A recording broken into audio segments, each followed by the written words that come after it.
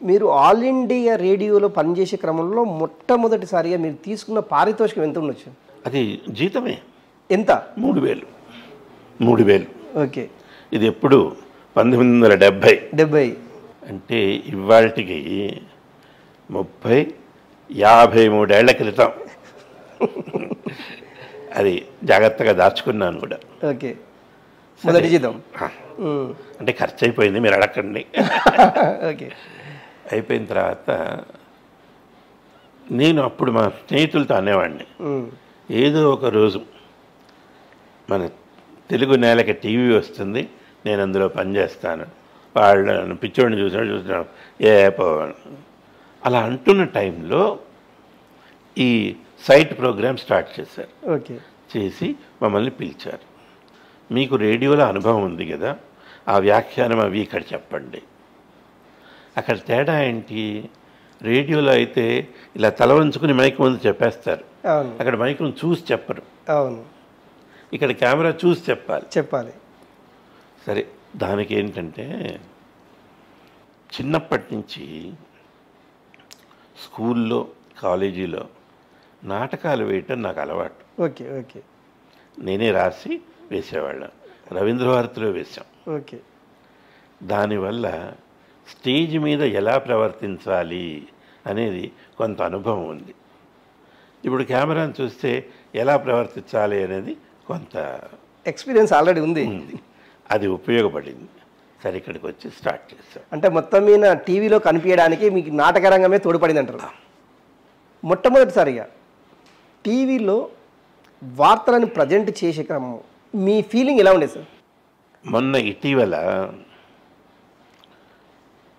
మన దేశానికి చెందినటువంటి ఒక సాంకేతిక పరికరం చంద్రుడి మీదకి వెళ్ళి దిగింది, చంద్రయాన్ 3 కదా. అవును. దాంట్లోంచి రోవర్ బయటకు వచ్చి చంద్రుడి మీద నడిచింది. అది శాస్త్రవేత్తలు సాధించిన విజయం.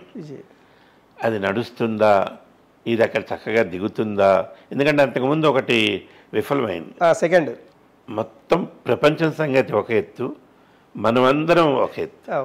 ఎంత ఉత్కంఠ, ఆతురత ఎదురు చూసాము.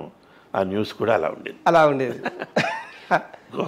ఎందుకంటే మీతో చెప్పాను, 77లో దూరదర్శన్ మొదలైంది, 83లో న్యూస్.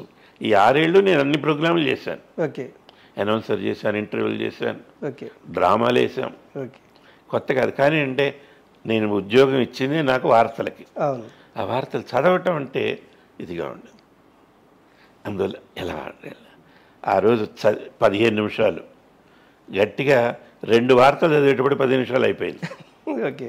బయటకు వచ్చేటప్పుడు మొత్తం స్టూడియోలో మా టెక్నికల్ స్టాఫ్ వీళ్ళు అందరు వచ్చి ఒక పండగ అన్నమాట. అది ఇప్పటికీ మర్చిపోం.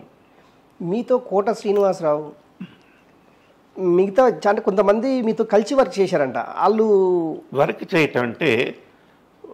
చేయటం అన్న పదం సరైనది కాదేమో అని నా అభిప్రాయం. ఏంటంటే అప్పుడు ప్రభుత్వ పథకాలని ప్రజలకి పరిచయం చేయటం కోసం రకరకాల కార్యక్రమాలను రూపొందించేవాళ్ళు. వాటిల్లో ముచ్చట్లని, పరిచయాలని ఇలా ఉండేవి.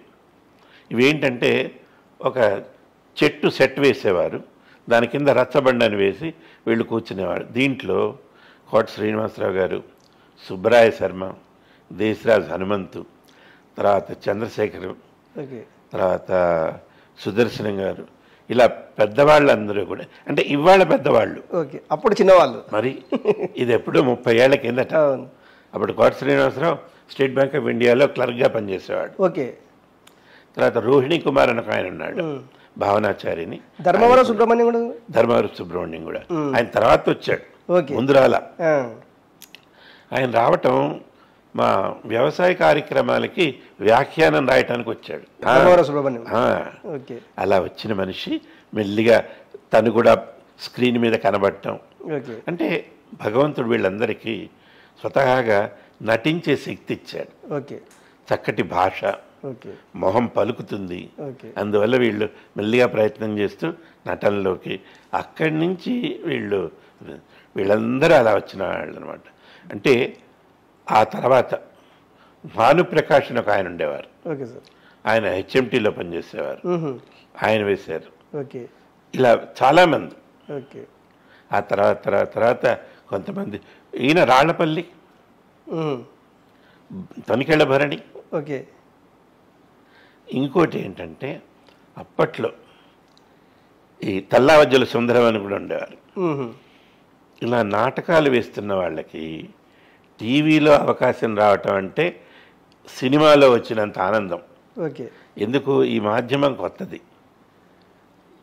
సినిమా కూడా ఏంటంటే మనకి థియేటర్కి వెళ్తే ఇంతమంది చూస్తున్నారని తెలుస్తుంది. ఇవాళ టీవీ ఎన్ని వేల మంది చూస్తున్నారో మనకి తెలియదు. అవును, అవును.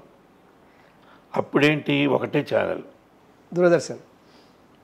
ఈ దూరదర్శన్లో వార్తలు చదివి మీరు ఏదైనా ఫంక్షన్లకు వెళ్ళినప్పుడు కానీ, రోడ్లపైకి వెళ్ళినప్పుడు కానీ, ఇగో శాంతి స్వరూప్ టీవీలో కనిపిస్తాడు అనేసి ఈ అనుభవం ఎప్పుడన్నా ఎదురైందా సార్? ఎప్పుడన్నా అన్న పదం అన్యాయం ఉండేది, చాలా ఎక్కువగా ఉండేది. అదే చెప్తున్నా, దాన్ని ఎలా పే చేసిండ్రు అంటే మర్యాదగానే ఉండేవాళ్ళు. ఇక్కడ ఇంకోటి ఏంటంటే, నేను చదివింది వార్తలే, నేను ఏదో సినిమాలో లాగా లేకపోతే నాటకంలో లాగా పాత్ర కాదుగా పోషించేది. గౌరవంగా, ఆ గౌరవం అభిమానంతో పలకరించేవాళ్ళు. వాళ్ళు నిజానికి ఫంక్షన్కి నేను వస్తున్నానని చెబితే ఎదురు చూసేవాళ్ళు, వేరే చోటు నుంచి వచ్చేవాళ్ళు కూడా. ఓకే. దీనికి ఒక పెద్ద ఉదాహరణ ఏంటంటే, మన హైదరాబాద్కి ఒక 60 కిలోమీటర్ల దూరంలో బాటసింగారం అని ఒక ఊరుంది. అవును. ఈ ఇందాక చెప్పిన సైట్ ప్రోగ్రామ్ అయిపోతున్నప్పుడు చివర్లో ఈ ఏడాది పాటు ఎలా జరిగిందో ఒక సమీక్ష చేయమని చెప్పి ప్రధానమంత్రి గారు అడిగారు. అప్పుడు ఈవిడే ఇందిరాగాంధీ గారు ఉన్నారు. అది చేయటానికి కెమెరా టీం వెడుతూ నన్ను కూడా తీసుకెళ్ళారు. ఓకే. వాళ్ళకి చెప్పారు ఇట్లా వస్తుంది అని. మీరు నమ్మండి సంజీవ్, ఆ రోజు బాటసింగారానికి చుట్టుపక్కల గ్రామాల నుంచి ఎద్దుబళ్ళు కట్టుకొని వచ్చారు మనుషులు మిమ్మల్ని చూడడానికి. వాళ్ళు రావటం ఒత్తిగా రాలేదు. వాళ్ళు ఏంటి, వాళ్ళ గ్రామాల్లో సమస్యలు ఉన్నాయి, మంచినీళ్ళు లేవు, రోడ్లు లేవు, స్కూల్ లేదు, ఆసుపత్రి, ఇవన్నీ రాసుకొచ్చారు. చదవాలి వార్తలు. వాళ్ళ నమ్మకం ఏంటి, అవి తెచ్చి మాకు ఇస్తే మేము గవర్నమెంట్కి ఇస్తాం, అవుతుంది అని. అది ఒక విధంగా సంతోషం, నా గొప్ప కాదు, ఈ మాధ్యమం మీద ఉన్న వాళ్ళ నమ్మకం. అప్పుడు ఇప్పుడు ఎప్పుడు ఇన్ని సరే అవన్నీ తీసుకుని వాళ్ళందరికీ చెప్పి, వాళ్ళు అప్పుడు చెప్పండి అంటారు, ఇక్కడ కాదు మేము తీసుకెళ్ళి ఇస్తాము, తెచ్చి మేము ఆ డైరెక్టర్కి ఇస్తే ఆయన సెక్రటేరియట్కి పంపించారు. కొన్ని జరిగినాయి, కొన్ని కాలేదు, అది వేరు. మీకు ఒక మంచి మిత్రుడు ఉండేవాడంట షటిల్ ఆడడంలో, మీరు కూడా అప్పట్లో బాగా షటిల్ ఆడేవాడంట. ఆ కథ ఒకసారి 2 సార్లు చెప్తారా, అసలు ఏం జరిగింది? అంటే తను కార్యక్రమాన్ని ఎక్కడున్నా చూసేవాడు. ఓకే. 7ంటికి ప్రసారం అయ్యేవి. ఓకే. తను ఎట్లాంటి ఏ పరిస్థితిలో ఉన్నా ఓకే చూసేవాడు. ఓకే.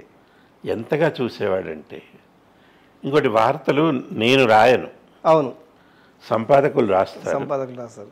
దాన్ని అసలు ఇంగ్లీష్లో వస్తుంది, దాన్ని సంపాదకులు సెలెక్ట్ చేస్తారు, అనువాదకులు వేరే ఉంటారు, వాళ్ళు అనువాదం చేసిస్తారు, నాకు టైప్ చేసిన కాగితం వస్తుంది. అది తప్పులు పోకుండా చదవాలంతే. ఇన్ని స్థాయిలు ఉన్నాయి. ఆ అనువాదకుల్లో చాలామంది పెద్దవాళ్ళు వచ్చేవాళ్ళు. ఓకే. ఇవాళ మన ఆంధ్రజ్యోతి ఎడిటర్ ఉన్నారా, శ్రీనివాసరావు, వేమూరి రాధాకృష్ణ, అప్పుడు ఆయన వచ్చేవాడు. అప్పుడు ఆయన జర్నలిస్టే కదా. అవును అవును అవును. ఇది ఎప్పటి మాట, 83 మాట. పిఎస్ఆర్ ఆంజనేయ శాస్త్రి, అవును, పన్యాల రంగనాథరావు, అవును, తర్వాత సోమేశ్వరరావు, వీళ్ళందరూ పెద్దవాళ్ళు. ఓకే. అంటే ఇప్పుడు చాలామంది వెళ్ళిపోయారు. అవును, ఎందుకంటే అప్పుడే పెద్దవాళ్ళు వాళ్ళు. అవును.